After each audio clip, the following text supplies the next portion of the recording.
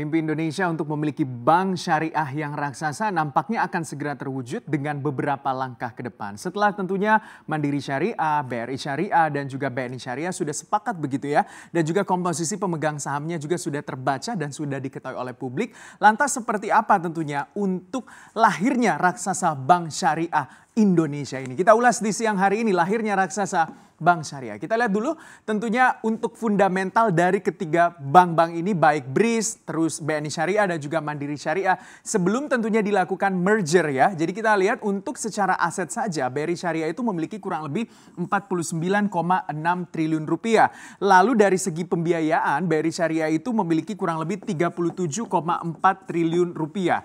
Lalu dari segi DPK BRIS itu punya kurang lebih 41 triliun rupiah. Dan kalau dari segi laba kuartal 2 di tahun 2020, BRIS itu membukukan laba kurang lebih 117,2 miliar rupiah. Dan dari sisi nasabah, BRIS itu memiliki nasabah kurang lebih 3,8 juta nasabah.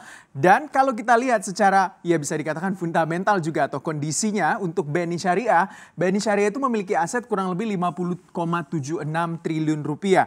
Dengan pembiayaan oleh BNI Syariah adalah kurang lebih 31,33 triliun rupiah. Lalu DPK dari BNI Syariah yaitu 43,64 triliun rupiah. Dan laba kuartal 2 2020 dari BNI Syariah adalah 266,4 miliar rupiah. Itu adalah untuk laba kuartal 2 2020 oleh BNI Syariah. Selanjutnya kita lihat bagaimana untuk Mandiri Syariah. Dengan total aset yang bisa dikatakan terbesar dari kedua bank syariah lainnya, BNI Syariah itu Mandiri Syariah maksud saya itu memiliki kurang lebih 114,47 triliun rupiah. Pembiayaan dari Bank Syariah Mandiri atau Mandiri Syariah ini adalah kurang lebih 75,61 triliun rupiah. Lalu untuk DPK yaitu kurang lebih 101,78 triliun rupiah.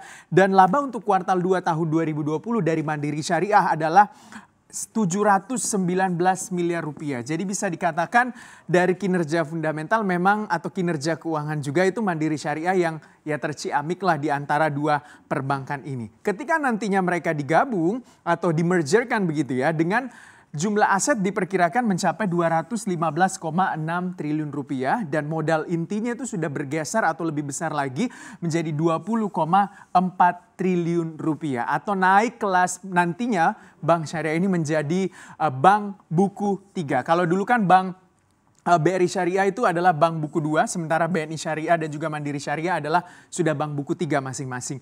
Total atau proporsi kepemilikan saham nantinya akan dikuasai oleh Bank Mandiri selaku tentunya induk dari Bank Mandiri Syariah. Nanti kan Mandiri Syariah akan hilang ketika di-merger atau digabungkan. 51% kepemilikan saham oleh Bank Mandiri. Yang menjadi pertanyaan tentunya kenapa begitu ya Bank Mandiri mendapat atau proporsi kepemilikan sahamnya 51%. Padahal kalau kita tahu BRIS itu adalah surviving entity-nya begitu ya. Tapi Bank Mandiri yang menjadi pemegang saham pengendali. Nanti terjawab di slide berikutnya kita lihat ya. Jadi ini adalah nilai pasar dan valuasi saham dari 3 bank syariah milik BUMN. Kita lihat BRI Syariah itu nilai pasar saham wajarnya per Juni 2020 adalah 7,59 triliun rupiah. Sementara nilai valuasinya adalah 708,21 rupiah begitu ya per unit sahamnya. Sementara untuk BNI Syariah nilai pasar saham wajarnya yaitu 7,99 triliun rupiah. Dan untuk nilai valuasinya dari BNI Syariah adalah 2.734.726 per unit sahamnya. Sementara untuk Mandiri Syariah adalah 16,33 triliun rupiah untuk nilai pasar saham wajar per Juni 2020 dan nilai valuasinya adalah 27.321 rupiah per unit sahamnya. Nah, disinilah yang menjadi jawaban gitu. Kenapa Bank Mandiri memegang saham pengendali terbesar 51%. Karena kalau kita lihat secara nilai pasar saham memang Mandiri Syariah yang merupakan anak usaha dari PT Bank Mandiri begitu, Mandiri Syariah begitu ya. Ini memiliki nilai pasar saham wajar terbesar 16,33 triliun rupiah. Walaupun nilai valuasinya itu di bawah dari BNI Syariah yaitu 2 juta, tapi Mandiri Syariah itu 27.321, tapi secara nilai pasar saham yang wajar per Juni 2020 itu adalah 16,33 triliun rupiah. Secara fundamental juga tadi saya sudah paparkan bagaimana kinerja kuartal 2, secara pembiayaan, DPK, terus juga jumlah nasabah Syariah Mandiri ini memiliki kurang lebih 8 juta nasabah. Jadi bisa dikatakan paling besar di antara kedua bank syariah ini, atau BRI Syariah dan juga BNI Syariah. Jadi itulah mengapa tentunya Mandiri selaku induk perusahaan dari Mandiri Syariah memegang nantinya saham 51% dari bank syariah yang akan nanti dimergerkan antara BRIS, BNI Syariah dan juga Mandiri Syariah. Karena nanti BNI Syariah dan juga Mandiri Syariah itu ya hilang begitu ya. Nah, selanjutnya kita lihat bagaimana perkiraan jadwal proses penggabungan dari 3 bank syariah ini. Ini adalah timelinenya begitu ya. Jadi 21 Oktober sudah bisa dikatakan ada penyampaian rencana penggabungan kepada OJK, DPPS, beserta dokumen pendukungnya. 4 November nanti ada batas waktu bagi kreditur begitu bank peserta penggabungan ini untuk mengajukan keberatan kalau ada keberatan begitu ya. Nah, di 25 November 2020 perkiraan tanggal pernyataan efektif dari OJK atas rencana penggabungan. Lalu 15 Desember ada RUPS LB dari BRIS, BSM dan juga BNI Syariah. Dan di 15 Desember juga Direksi Bank Peserta Penggabungan menandatangani akta penggabungan berdasarkan rancangan akta penggabungan yang disetujui oleh RUPS LB. Dan persetujuan penggabungan dari OJK di 22 Januari dan nantinya legal mergernya atau tanggal efektif penggabungannya adalah di 1 Februari 2021 atau tahun depan. Selanjutnya kita lihat bagaimana ketika nantinya setelah dilakukan merger antara BRI Syariah, lalu Bank Syariah Mandiri dan juga Bank BNI Syariah, seperti apa komposisi pemegang sahamnya. Jadi sebelum di merger, memang Bank BRI sebagai induk usaha dari Bank BRI Syariah itu memiliki proporsi pemegang saham paling besar atau pemegang saham pengendali yaitu 73% dengan total saham 7,09 miliar saham. Lalu yang kedua adalah DPL KBRI Saham Syariah yaitu 828,95 juta saham dengan proporsi 8,53%. Sementara masyarakat itu memiliki kurang lebih 1,79 miliar saham dengan tentunya proporsinya 18,47%. Nantinya setelah di merger ini akan berubah begitu ya proporsi pemegang saham setelah di merger. Yang pertama tentunya dipegang oleh Bank Mandiri selaku induk usaha tadi dari Bank Syariah Mandiri 20,95 miliar saham dengan total 51,2% kepemilikan saham atau sebagai pengendali begitu, pemegang saham pengendali. Lalu Bank BNI 25%, 10,23 miliar saham. Lalu BRI adalah 7,09 miliar saham dengan tentunya presentasinya 17,4.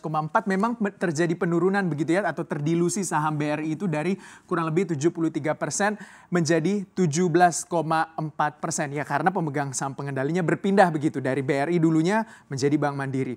Lalu masyarakat yang dulunya adalah 18,47% terdilusi begitu jumlah kepemilikan saham masyarakat menjadi 4,4% atau menjadi 1,79 miliar saham nantinya ketika setelah di merger. Nah, ini tentunya juga menjadi PR begitu ya bagi bank syariah yang nantinya terbentuk karena kita tahu dari Bursa Efek Indonesia itu ada peraturan begitu ya yang free float ini harus di angka kurang lebih 7,5%.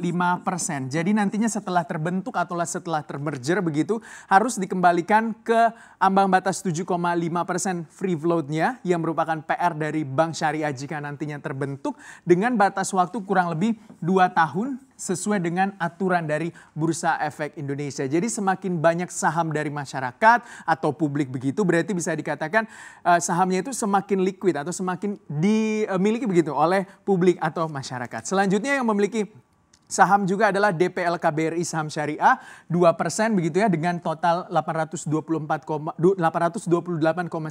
juta saham. Lalu BNI Life Insurance 5,25 juta saham dan juga Mandiri Sekuritas adalah 34 saham tentunya. Jadi semakin menegaskan bahwa nantinya tentunya BRIS ini walaupun kita belum tahu namanya nanti bank apa begitu setelah di merger jadi tidak akan delisting karena sudah ada pernyataan juga dari BRI Syariah bahwa tidak akan dilakukan delisting walaupun jumlah kepemilikan saham masyarakat itu terdilusi dari 18,47% menjadi 4,4% saham tentunya ya. Nah kita lihat lagi ketika nanti sudah di-merger seperti apa tentunya besarnya bank syariah ini ya. Jadi ketika conditional merger agreement-nya di 12 Oktober 2020 sudah terpenuhi begitu, legal mergernya di kuartal 1 2021, proyeksi aset di tahun 2021 dari bank syariah ini nantinya sekitar kurang lebih 220 sampai dengan 250 triliun rupiah. Sangat besar begitu ya. Dan menjadi top 10 bank terbesar di Indonesia dari sisi aset ketika bank ini digabungkan. Dan top 10 bank syariah terbesar di dunia dari sisi kapitalisasi pasarnya. Kalau mereka atau ketiga bank syariah ini sudah di-merger nantinya. Nah, efek dari merger dari 3 bank syariah ini juga kita tahu akan ada kurang lebih 1.200 cabang, baik yaitu adalah cabang, outlet dan juga kantor kas begitu nantinya setelah digabung dari ketiga bank-bank syariah ini. Lalu ada 1.700 jaringan ATM dengan kurang lebih jumlah karyawan nantinya setelah digabung adalah 20.000 karyawan. Bahkan mungkin bisa melebihi juga dari 20.000 karyawan karena ketika dilakukan merger atau penggabungan ya.